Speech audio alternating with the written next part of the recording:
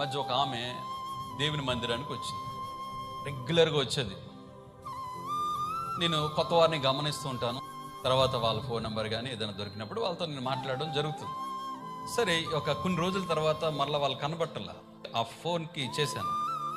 చేసిన తర్వాత, అమ్మ మీకు ఎలా ఉంది, దేవుని మందిరం వచ్చారు కదా, ఆత్మీయంగా బలపడ్డారు కదా, మరలా మీరు కనబడటం లేదంటే, ఎందుకు రావట్లేదండి అంటే, అయ్యా ఒక 7 వారాలు వస్తానని మొక్కున్నానయ్యా ఒక అద్భుతం కొరకు.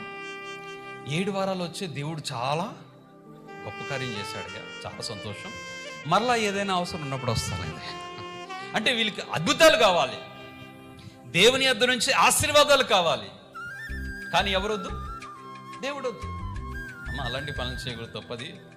దేవుడు అవసరం, అద్భుతాలు కాదు మనకు కావాల్సిన. అరే దేవుని మనం కలిగి ఉంటే దేవుడు అన్నీ ఇస్తాడు, మనకి సమస్తం ఉంటుంది. ఆయన మన తండ్రి, ఆయన దగ్గర సమస్తం ఉన్నాయి, మనం ఆయన బిడ్డలం కాబట్టి ఏదైనా మనం లాక్కోగలం, ఏదైనా మనం తెచ్చుకోగలం.